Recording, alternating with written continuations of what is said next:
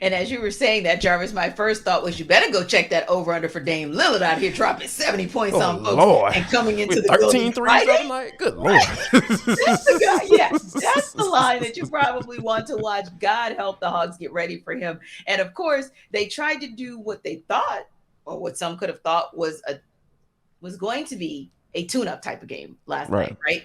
Mm-hmm. But honestly, there's not that much difference from 8 to 10, right? Hogs being in Yeah. the 8 spot, Wizards at the time being in the 10 spot. And you're hoping, but you got Quin Snyder, and maybe he can put a little bit of a tweak and a touch here and there to get them the W, a much needed W in their very first matchup with the Wizards this season. It didn't come. It was a 119-116 loss Tuesday, the 13th home loss of this season. And, one of the things we were looking for was whether or not there would be an obvious difference. We talked about seeing that in the team yesterday. I mean, did you? And if you did, can you let me know what it was? Woo! Wow. To be honest with you, on the surface, it seemed like there was a difference, right? Just it seemed like there was some different level of intensity from a defensive standpoint at points, but not consistently, which is what we're used to seeing. Yeah. So because like to start that game off, I'm sitting up here like, okay, Kyle Kuzma, I know he's a better player, but is he really that doggone good? Right. Like Kyle Kuzma out here getting buckets. Like I'm just like straight buckets, T. And I'm just like, and then the lane just started looking like a layup line again. I'm just like, all right, man, y'all making my head hurt with all this stuff. And then at the end of the game, when you got Bradley Beal giving your best defensive player all he wanted. He gave DeJounte Murray all he wanted, and there was nothing they could do. So I'm sitting up here like, okay, like if your best guy, which we know he's out there giving it 100% on that end of the floor, it's like if your best guy can't do anything, like it was just that night. It was just your night. But the one thing that really, really stood out to me, though, T, was the fact that John Collins was not at the end of that game. I think it was about 4 minutes left in the game. Saddiq Bey was in the game, and he was not there to end the game. And I'm sitting up here like, hey, baby.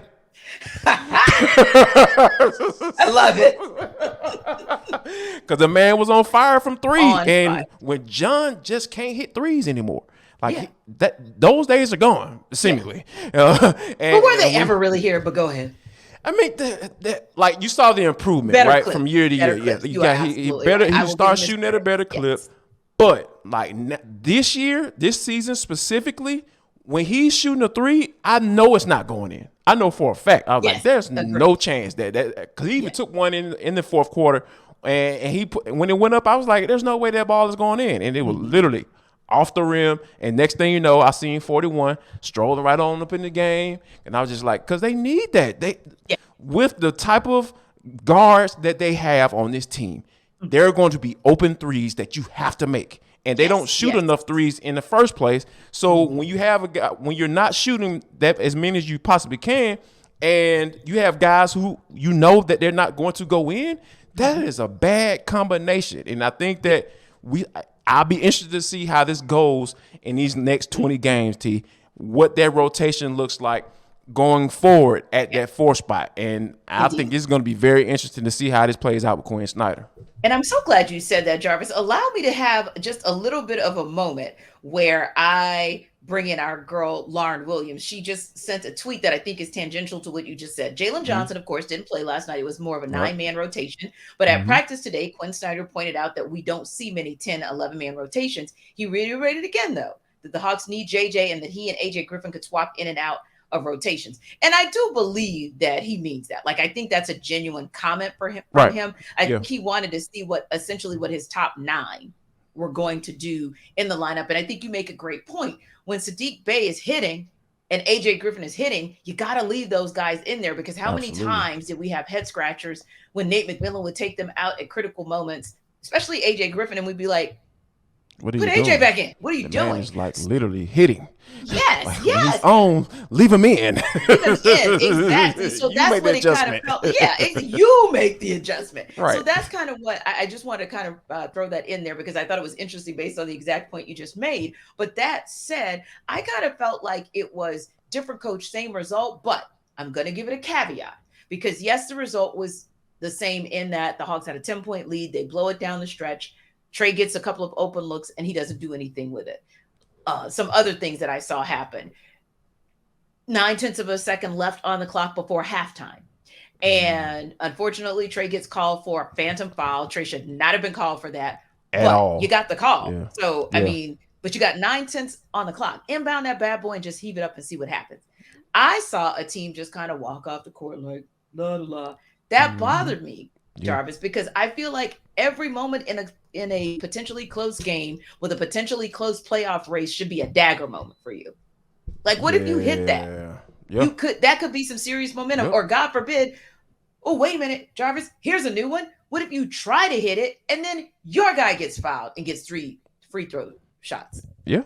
That's a difference. It can happen. That's a 3-point swing right there. There it is. So, and you just hit the nail on the head. You lose by 3 points. You lose by 3 points. Those are the little moments where we definitely don't want to always say it comes down to one play, but you can point to individual plays where you can see that it could have come down to that, or situations like points in the paint.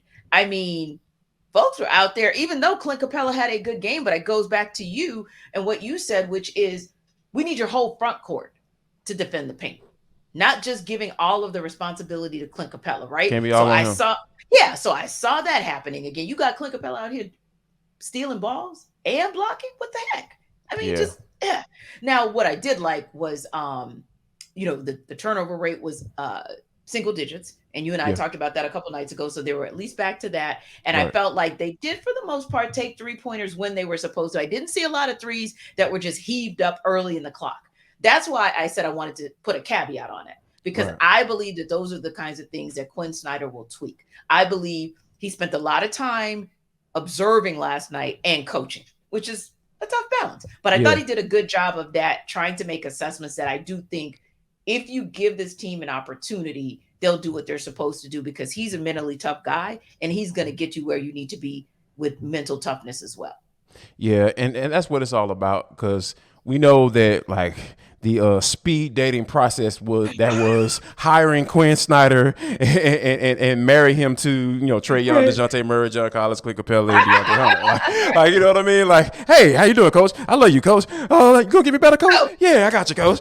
So those are some of the things that we have to kind of work through that. Like, even though it's a great scenario. Oh, Quin Snyder comes in with 23 games left, and he takes them on to the 6th seed, and they get a home playoff round, and the Hawks as an organization they would make some home court money and all blah blah blah blah, all that stuff. No, this is the real. Coach came in there and he even kind of showed some deference to Joe Prunty by drawing up the play on the last play. The last shot of the game. And so those are some of the things that he's going. That's the real. That's what we're going to have to say. Okay. He's really feeling his way out. The man was on a 2-month vacation in Costa Rica. Like, what are we talking about? Okay. I mean, at some point, we're going to talk about it for the culture.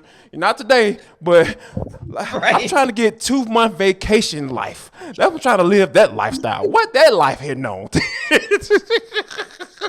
But anyway, but what I'm saying is, like you said, we're going to have to practice some patience. But it is frustrating that, we start to see some of the same things that came about with Nate. We start to see it with Quin Snyder at the helm as well. You just can't get rid of bad habits overnight. That's just the reality of it. It became a habit for a reason. And so that was my thought. And, I just got one question for you, maybe, and I want to kind of sum it up with my one quick as well, but I want to defer to you first. And then, hey, we got more conversation and reaction for you guys tomorrow. So please come back, because we got some more things that we want to deep dive into ahead of that Hawks Blazers showdown Friday night. That said, Jarvis, one positive or one negative, your choice, in what you saw in Quin Snyder's debut last night. It would have to be the decision to make an adjustment, right? Because it would be normal as all going to hell. Nobody will really question it if you leave John Collins in the game. But given the situation, given what Saddiq Bey was bringing to the game, it was almost refreshing for Yes. him to kind of adjust that rotation, saying, you know what, Mhm. bump that rotation. I'm feeling this. My feeling is I need to put 41 in the game, and that's what I am really encouraged by. Yeah, I like that as well. And also, it wasn't necessarily that AJ Griffin had his greatest game. Obviously, he only had 2 points. That's not really AJ like, right? And Right. Onyeka Okongwu struggled a little bit because he got into some foul trouble. Some of it not of his own doing. There were some bad calls last night. But I Yes. wanted to just co-sign on what you said in terms of the minutes and the usage of the bench, because let's just face it, the starters are what they are. But the bench, it's kind of a different, sometimes Bogey shows You up got to like figure Bogey that did out. last Yeah. night. Feel it out and let's see who has the hot hand. And sometimes that's a hot hand on offense, and sometimes that's a hot hand on defense, because low key Bogey's numbers may not show it. And in fact, I'll even pull his numbers real quick from last night: 16 points, 2 assists, and no steals or blocks and just 2 rebounds. But Jarvis, he had active hands. And he was Hmm. everywhere. He wasn't standing still last night. So I just wanted to co-sign on what you said in terms of making the adjustments, feeling out the game, and kind of really seeing who's bringing what to the table at what point in the game. Look forward to seeing more of that Friday and talking about more of it. But listen, we know the biggest story in all of sports right now is Jalen Carter. And that is, I'm sure, what the guys over at Locked On Sports Today are talking about. So don't forget to check those guys out. And listen, we know that can be a stressful situation, and we don't want to make light of that stressful situation. We definitely are praying for everybody who's caught up in that situation. Like we said, if you want to hear reaction to it, you know where to check it out here, and check them out as well on the Odyssey app, or wherever you download your podcast. Actually, not so much the Odyssey app, but Yes. wherever you download your podcast, YouTube. It's really more about Built Bar.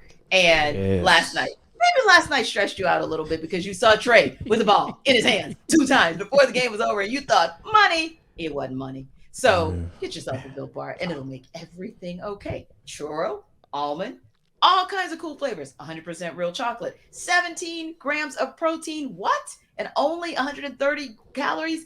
I think you got a winner there. Go to built.com, or you can go to Walmart, or you can go to Sam's Club if you like to buy in bulk. Just remember, everything's going to be okay if you got a Built Bar.